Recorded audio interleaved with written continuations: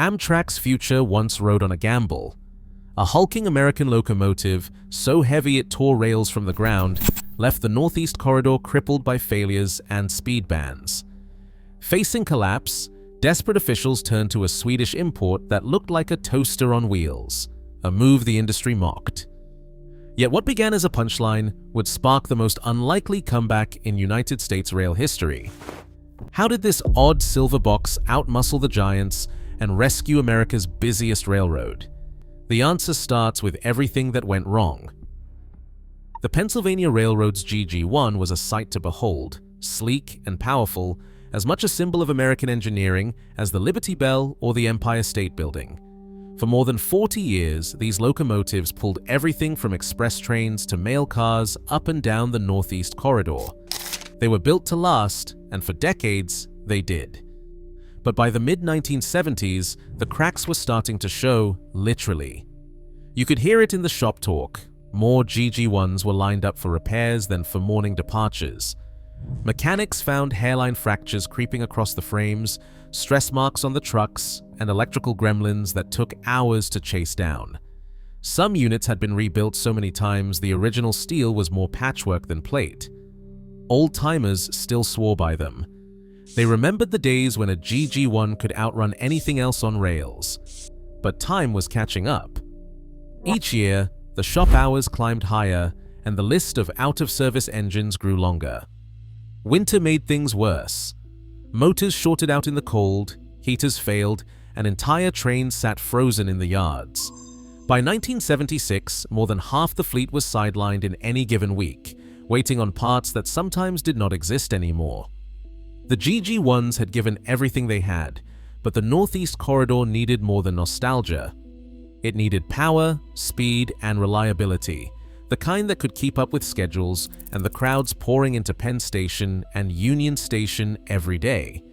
For the men who had spent their careers behind the throttle, it was a hard thing to watch. The GG1s had been their pride, their home away from home. Now every trip felt like it might be the last. There was a sense of loss in the air, a quiet knowing that an era was ending. The railroad could not run on memories. So Amtrak started looking for a replacement fast. The future of passenger rail, and maybe the whole corridor, depended on finding something that could fill shoes that big. But what came next would be nothing like the legend it was meant to replace. The E60 arrived with all the confidence of American industry, a hulking 200-ton machine built for speed and power. Crews called it the flying brick. It was supposed to be the future, a locomotive that could outmuscle anything left on the rails. But the first time it was let loose on the Northeast Corridor, things started to go sideways, literally. At speeds pushing 100 miles per hour, the cab would begin to sway. Not a gentle rock, but a violent side-to-side yaw. The kind that made your teeth clack together and your coffee slosh out of the cup. Engineers gripped the throttle and stared at the rails ahead, watching them twist and wave under the weight. You could feel the trucks fighting the track, 6 axles per end, designed for coal drags in the desert, not for racing passenger trains through tight curves and tired railbeds. On February 24, 1975, near Elkton, Maryland, the worst fears came true. An E60 test train, running at high speed, hit a patch of track that could not take the pounding. The truck started hunting, oscillating so hard that the rails themselves began to spread. In a flash, the locomotive left the rails. It was a miracle nobody was killed, but the message was clear. The E60's freight-style CC trucks, meant to keep a coal train glued to the ground, were tearing the Northeast Corridor apart. The weight, nearly twice as much as the old GG1 locomotives, put all the wrong forces into the track. Instead of gliding, the E60 battered its way along, shaking so much that maintenance crews found twisted ties and bent rails in its wake. Federal regulators stepped in fast. The Federal Railroad Administration pored over the Elkton wreck and the test data. Their verdict was simple: no more high-speed runs. The E60 was slapped with a speed limit of no faster than 90 miles per hour, sometimes capped even lower. On paper, it was a 120 miles per hour machine. In reality, it was now just a heavy brute stuck in the slow lane. Amtrak had spent millions on a flagship that could not deliver. Schedules started slipping, passengers grumbled, the press called it a fiasco. In the shops and the cabs, the talk was grim. The big American answer had failed. If the corridor was going to survive, the railroad would have to swallow its pride and look for help somewhere else. Amtrak's answer to the crisis was not to trust another big American builder. They set up a contest, 2 European challengers head-to-head on the Northeast Corridor, with every move measured and every second counted. The French brought out the CC 21000, a 6-axle heavyweight built for long straight runs. The Swedes sent their RC4, a compact 4-axle box with a reputation for grip and for brains over brawn. Crews and engineers watched as both machines were hooked up to real trains and sent flying up and down the line. Instrumentation bristled from every corner, accelerometers, speed sensors, adhesion meters. The data did not lie. The RC4 leapt off the line, hitting 100 miles per hour, nearly 20% faster than the French engine. Where the CC 21000 took its time building speed, the RC4's thyristor-controlled traction pumped out torque right up to the edge of wheel slip, then dialed it back in the blink of an eye. Even on greasy rails or in the rain, the Swedish machine held its grip, never wasting a moment on spinning wheels. Graphs from the trials told the story in hard numbers. Acceleration curves for the RC4 rose more steeply, showing how it could get a heavy train up to speed and keep it there. Adhesion plots showed fewer spikes, proof that the electronics were constantly adjusting, never letting the wheels lose their footing. The CC 21000, with its older technology, lagged behind, especially on the curves and rough patches that defined the Northeast Corridor. Engineers started to talk. The RC4 was not just faster, it was smarter. Its power delivery was not brute force, it was precision. Every watt of energy was managed, every slip caught before it became a problem. When the final reports landed on the desks in Washington, the verdict was clear. The Swedish RC4 had outperformed its rival not by being bigger, but by being better tuned for the job. That little box from Scandinavia had just won the duel, and Amtrak was ready to bet the corridor on it. By the spring of 1978, Amtrak's top brass had seen enough. The Swedish RC4 had not just won the trial, it had embarrassed every American contender. But there was one more hurdle. If Amtrak wanted to buy a fleet of these Scandinavian speed demons, they had to find a way around the politics of the day. Federal funding rules demanded American jobs and American assembly lines, so the solution was to strike a deal. That year, Amtrak signed a contract with Electromotive Division, EMD, to build the new engines under license from Sweden's RCA. The paperwork was thick with legalese and technical specs, but the heart of it was simple: Swedish brains and American hands. The deal called for 30 locomotives, with all the high-voltage guts, transformers, thyristor racks, and traction motors shipped in from Sweden, then bolted together on US soil. EMD's plant in LaGrange, Illinois, would handle the assembly, with American workers learning to wire up racks designed for Swedish winters. The contract even included training for Amtrak's own shop crews, so they could handle the new technology once it hit the rails. Not everyone was thrilled. Some old-timers grumbled about buying foreign junk. But the mood in the procurement office was different. One official, flipping through the signed agreement, summed it up. "We tried American muscle. Now we are buying Swedish smarts. If it keeps the trains running, I do not care if it comes from Mars." The ink was barely dry before EMD started prepping the line.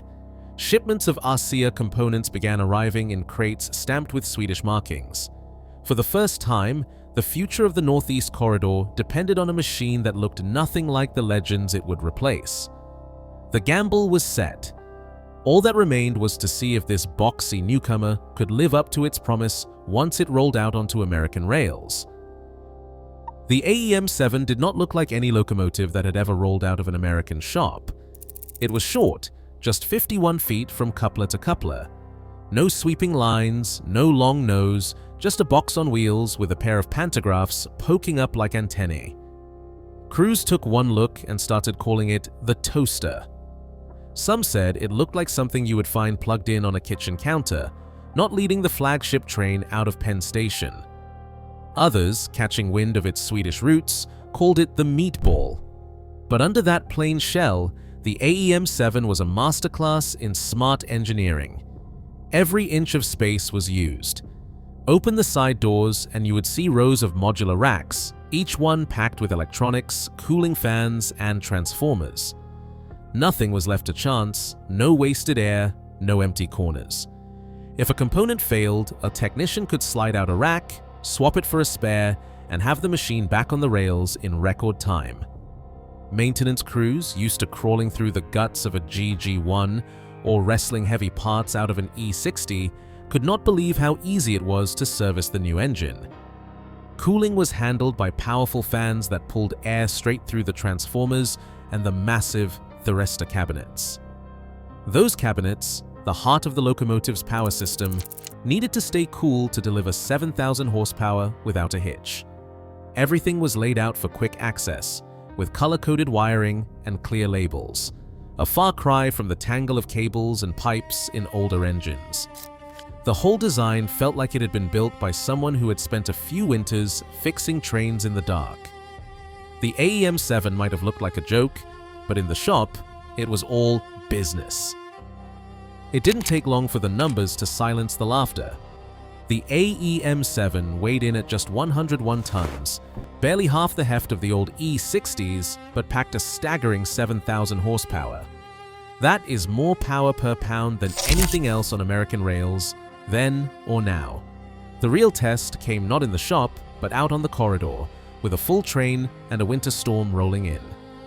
There is a memory that sticks with every crew who ran those early toasters. One night, blowing snow was piling up along the right-of-way, and the schedule was already shot to pieces.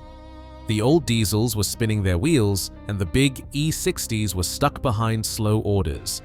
Dispatch handed the AEM-7 the next slot north. The engineer eased the throttle open, and instead of the usual roar and lurch, the train just glided forward. No wheel slip, no drama, just the hum of the fans and the soft whine of the motors as the speedometer climbed. In conditions that would have sidelined anything else, the toaster hit 125 miles an hour and held it. The secret was in the thyristor controls and the light BB trucks, each axle carrying just the right load, each wheel gripping the rail like it was dry.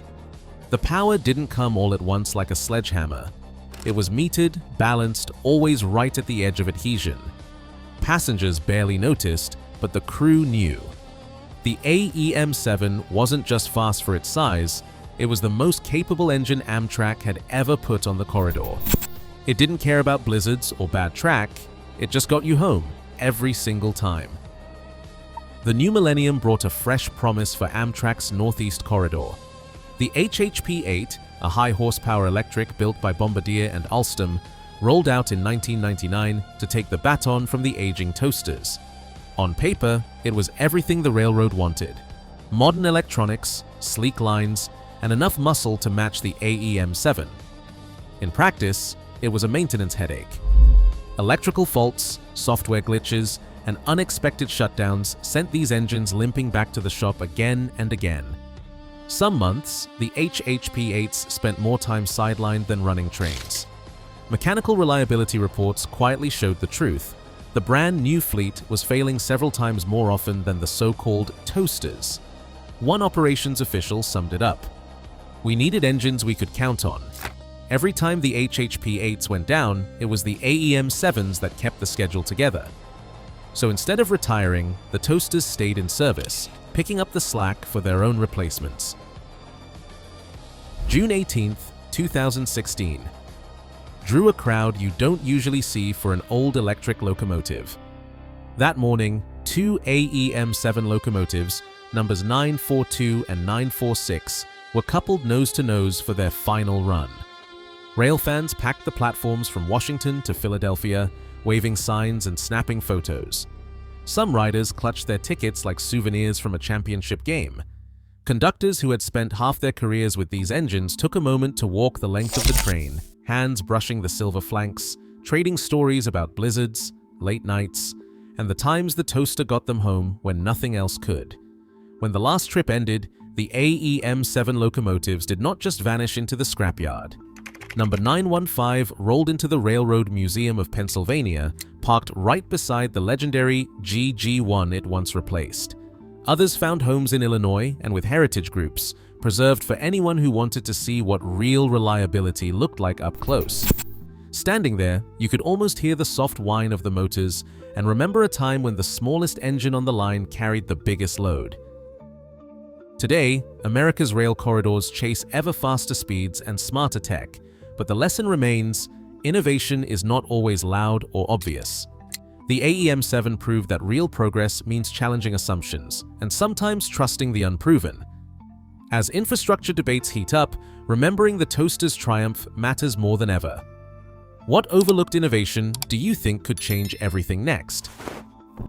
Share your thoughts below.